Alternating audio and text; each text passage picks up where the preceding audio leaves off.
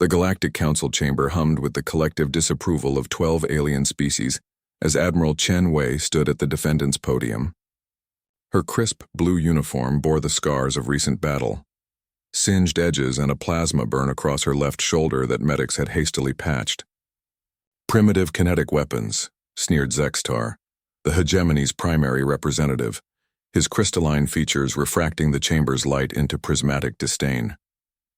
The humans still fling metal projectiles like savage cave dwellers hurling rocks. A chorus of clicking, buzzing, and harmonious tones rose from the assembled delegates, alien laughter in all its forms. The Valkyrie representatives' tentacles writhed in amusement, while the insectoid Thrix clicked their mandibles in rhythmic mockery. Honored delegates, Admiral Chen began, her voice steady despite the overwhelming ridicule. Our primitive weapons proved quite effective against your advanced plasma arrays. A fluke, hissed the Serpentine ambassador from Nexus Prime. Your chemical propellant toys are relics. Our energy weapons can slice through molecular bonds, disintegrate matter at the quantum level, and bend space-time itself. What can your crude metal slugs accomplish against such sophistication? The chamber erupted in agreement. For 3 centuries since humanity's first contact with the galactic hegemony, the aliens had dismissed human military technology as laughably obsolete. While the galaxy had moved beyond kinetic weapons millennia ago, humans stubbornly clung to their bullets, missiles, and railguns. Tell us, Admiral, Zextar continued, his voice dripping with condescension. How did your antique arsenal supposedly defeat our finest battle fleet? Admiral Chen straightened, a slight smile playing at the corners of her mouth. By remembering that sometimes the old ways are the best ways. 3 weeks earlier, the hegemony's 7th Fleet had arrived at the edge of human space, their massive vessels gleaming with the promise of easy conquest. Humanity's colonies were spread thin, defended by outdated ships that the aliens considered barely worthy of target practice. The battle began as expected. Hegemony plasma cannons tore through human shield generators like tissue paper. Their disruptor beams scattered molecular cohesion, turning entire ship sections into clouds of constituent atoms. Phase weapons ignored armor entirely, delivering destruction directly to internal systems. But Admiral Chen had been planning for this moment her entire career. The hegemony fleet positioned themselves at optimal energy weapon range, she explained to the hostile chamber. Exactly where their tactical computers calculated maximum efficiency. They never considered that we might want them exactly where they were. Hidden behind Europa's ice fields, the UES Prometheus had waited. Not a ship in any conventional sense, but humanity's most ambitious military project. A weapons platform built around a single, impossible gun. Behold, Admiral Chen activated her holographic display, the M2000 strategic rail cannon. The image materialized above the chamber, a construction that seemed to stretch endlessly, its barrel alone measuring nearly 2 kilometers. Magnetic coils wrapped around the weapon like the ribs of some technological leviathan, while fusion reactors fed power into capacitor arrays the size of city blocks. Impossible, whispered the Valkyrie delegate. The energy requirements alone would drain a star. 3 fusion reactors, Chen replied calmly. Operating at 98.7% efficiency, we discovered that when you're not trying to make energy weapons small enough to fit on a ship, you can make them very, very large. The tactical display showed what happened next. The Prometheus had positioned itself 2.3 million kilometers from the hegemony fleet, far beyond the range of their most powerful weapons. At that distance, even light took nearly 8 seconds to cross the void.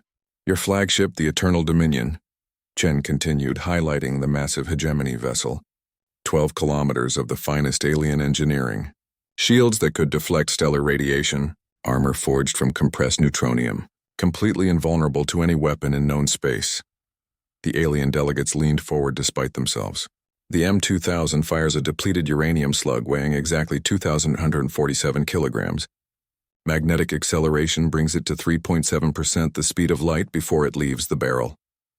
Chen's voice carried the satisfaction of an engineer describing a masterpiece. At that velocity, kinetic energy approaches 2.41020 joules. Uncomfortable silence settled over the chamber as universal translators struggled with the implications. For perspective, Chen added helpfully, that's roughly equivalent to the Tunguska event. Per shot. The tactical display resumed. The Prometheus had fired once, a single brilliant flash as electromagnetic fields hurled their projectile across the solar system. The uranium slug, heated to stellar temperatures by atmospheric friction, became a miniature comet trailing plasma. Your shields, Chen explained as the recording showed the projectile's approach, are designed to deflect or absorb energy. They're quite sophisticated at dealing with plasma, lasers, and exotic particles. They are not designed to stop 2,147 kilograms of metal moving at 11,000 kilometers per second. The slug struck the Eternal Dominion amidships. For a microsecond, the alien vessel's shields flared brilliant white as they attempted to arrest the projectile's momentum. Then the barrier collapsed, overloaded beyond all parameters. The uranium slug punched through 12 kilometers of neutronium armor like it was tissue paper. It exited the far side of the ship carrying half the vessel's superstructure with it, leaving a perfectly cylindrical hole that glowed white-hot around the edges. "One shot," Admiral Chen said quietly. "Your flagship simply ceased to exist." The chamber was silent except for the rhythmic humming of life support systems. "The rest of your fleet," Chen continued, "attempted to close range for retaliation. Unfortunately, the Prometheus carries 47 identical rounds, and our targeting computers are quite accurate at interplanetary distances." The recording showed the systematic destruction that followed. The hegemony's most advanced warships, each representing centuries of technological development, were reduced to expanding clouds of debris by humanity's primitive kinetic weapons. "This is impossible," Zextar finally managed. "No civilization uses kinetic weapons anymore." "They're inefficient, inelegant perhaps," Chen interrupted. "But when you accelerate enough mass to sufficient velocity, elegance becomes irrelevant. Physics doesn't care about your sophistication. Kinetic energy is kinetic energy, regardless of how you generate it." She gestured to the holographic display showing the weapon's specifications. "While you spent millennia perfecting ways to manipulate exotic particles and fold spacetime, we perfected the art of making things go very, very fast. Sometimes the simplest solution is the most effective one." The Thrix ambassador's mandibles clicked nervously. "But the power requirements, the engineering challenges, significant but not insurmountable," Chen replied. "Humans have always been good at over-engineering solutions to problems others consider solved. You dismissed our primitive chemical rockets while we used them to build interplanetary infrastructure. You mocked our crude nuclear technology while we used it to power weapons that could crack moons." She deactivated the hologram and faced the chamber with quiet confidence. "You made the mistake of assuming that older technology is inferior technology.